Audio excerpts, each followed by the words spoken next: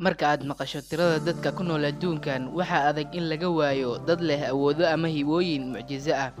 Laakiin aad mararka qaar u malayso inaysan qaban karin mucjisadaas. Balse fiidiyogan waxaan kugu qeexi doonaa dad leh awoodo la yaab leh oo ku nool caalamkan. Ila daawo muuqaalka ilaa dhamaadka.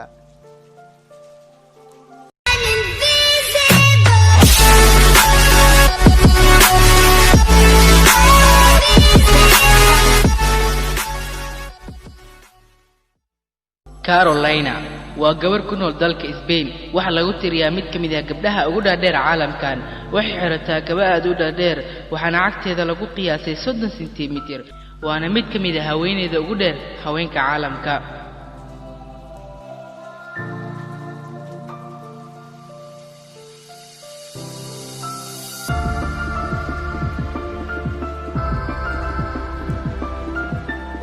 Duha Rombay ninkan oo ah nin da' ayaana sida dadka da'diisa camal aan u shaqeynin. wuxuu awood u leeyahay inuu ka qayb galo tartamada caalamka. waxa lagu tiriyaa dadka ugu da'san caalamkan. wuxuu dhashay 6 bisha 10aad 1897 sida ku qoran baasaboorkiisa. wuxuu ka qayb galay marar badan tartamada orodada. haatan da'diisu waa 120 jir. wuxuu dhahay asagoo ka hadlaya sirta ka dambaysa inuu jirkiisa sidaan ahaado waa cunnada oo uu ku sheegay inuu ka dhigay mid isku dheelitiran. wuxuuna sheegay isaga oo ka hadlaya qaab nololeedkiisa. wuxuu yiri markii aan gaaray da'da 40-meeyada waxaan nolosheeda ka saaray cuntooyinka iyo waxyaabaha aanan u fiicnayn caafimaadkayga. waxaan isku dayi jiray marar badan inaan jirkayga ka shaqaysiiyo.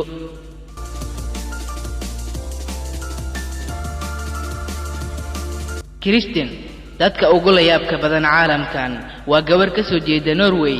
waxay awood u leedahay inay ku socoto 4 lug, macnaha gacmaha iyo lugaha waliba sida geel oo kale. markii ay iska soo duubtay muuqaalkii ugu horeeyay ayadoo ku socota lugaha iyo gacmaha, waxay soo galisay barteeda Instagram-ka. waxaana daawatay in ka badan 10 milyan oo ruux ku dhawaad 24 saac ugu horeysay ee uu ku jiray muuqaalkaas. mar laga weydiiyay sababta ay sidaan dhan u sameysay iyo waxa ay ku gaartay, ayay ku jawaabtay marka hore waxaan ka bilaabay isku daygayga inaan la ordo eygayga oo aan sameeyo waxa uu sameeyo oo kale. balse hadda waxay ii noqotay hibo, taasi oo aan isku soo saaro aan isku muujiyo. ninkan ayaa noqday mid baraha bulshada qabsaday, wuxuuna keenay arrin la yaab leh. wuxuu cabayaa 2 litir oo biyo ah. isla daqiiqad gudaheeda ayuu tufayaa ama soo celinayaa biyihii uu cabay, taasi oo la yaab ku noqotay dadka oo idil.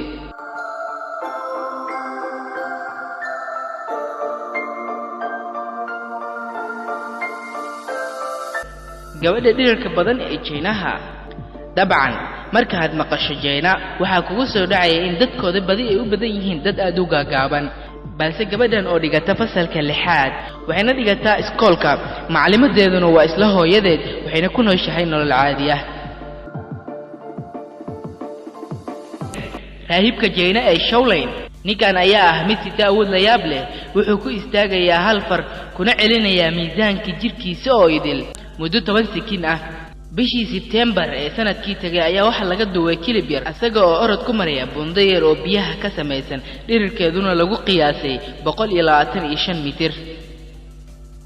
waxaana fiidiyogaas daawatay in ka badan malaayiin daawasho isaga oo lagu soo gudbiyay barta YouTube-ka. geesiyada 100 jirsatay. marka aad maqasho da'da 100-ka ah iyo marka aad isku maqasho ereyga geesiyada waxay kugu noqonaysaa arrin la yaab leh. waa maamo da' oo jirta 102 sano. waxay ka qayb gashay tartanka Skydive oo ah tartan la iska soo tuuraya diyaaradda ayadoo hawada lagu jiro. waana qofkii ugu weynaa ee ka qayb gala tartankaas. arrintan oo arrin khatar ah, balse waxay muujisay geesinimo, taasi oo ku abuuraysa dadka da'deeda ah in ay sameeyaan geesinimada noocan oo kale ah.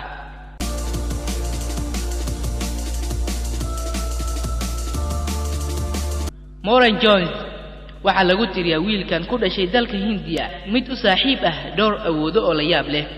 waxa uu leeyahay jir yar, balse wuxuu sameyn karaa waxa uu doono. tusaale ahaan wuxuu awoodaa inuu madaxiisa celiyo oo uu qoortiisa gadaal geeyo isaga oo soo leexinaya. waxaan ka soo hadalnay ilaa iyo dhowr dad leh awoodo la yaab leh.